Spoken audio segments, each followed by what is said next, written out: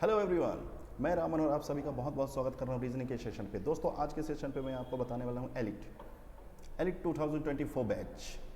अभी जो दिसंबर में आपका पेपर है एलिट का, क्लैट के जस्ट बाद, उसमें एनालिटिकल क्वेश्चन जो बनते हैं रीजनिंग से, एनालिटिकल का पूरा सिलेबस, रीजनिंग का सिलेबस, कि लास्ट ईयर जो क्वेश्चन अब बन रहे थे कि किसी भी एक से क्वेश्चन जनरेट कर लो, direction 6 marks, blood relation 6 marks, तो किसी भी एक सब टॉपिक को पकड़ो और 6 मार्क्स के क्वेश्चन जनरेट कर लो। तो टॉपिक आपको पता होने चाहिए, टॉपिक हमें क्या क्या पढ़ लेना है, क्या क्या कवर कर लेना है। तो इसमें देखिए सबसे पहला नंबर है ऑर्डर रैंकिंग, बिल्कुल ये कॉन्सेप्ट आना चाहिए, डायरेक्शन डिस्टेंस आना चाहिए, ब्लड रिलेशन का कॉन्सेप्ट आना चाहिए, अल्फाबेट बेस्ड क्वेश्चन होते हैं इसमें, कोडिंग डिकोडिंग और कंडीशन बेस्ड भी क्वेश्चन आते हैं। सिलॉक्स स्टूडेंट्स ध्यान रखिएगा, ऐसा है कि यहाँ से क्वेश्चन आ भी सकते हैं, नहीं भी आ सकते हैं, ठीक है।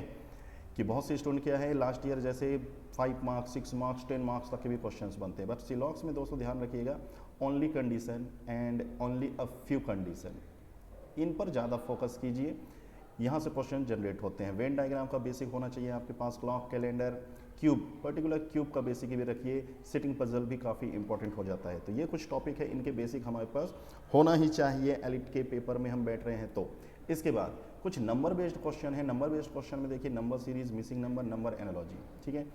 इसके बाद है वर्ड एनालॉजी, इसका भी बेसिक बहुत ही सिंपल सा है, वो भी देख लीजिए। इन इक्वालिटीज़, इनपुट आउटपुट भी, ये भी इंपॉर्टेंट डेटा है, यहाँ से भी 6 मार्क्स के जनरेट कर सकता है क्वेश्चन। दोस्तों कैसा होगा इनपुट आउटपुट, बिल्कुल मैं आपको इसी चैनल पर बताने वाला हूँ। इनपुट आउटपुट ये सारे टॉपिक जितने मैंने बता दिया आपको एक फास्ट ट्रैक पर रिवीजन करने वाला हूँ।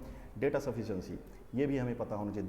Then logical reasoning, L R से भी दोस्तों ध्यान रखिएगा।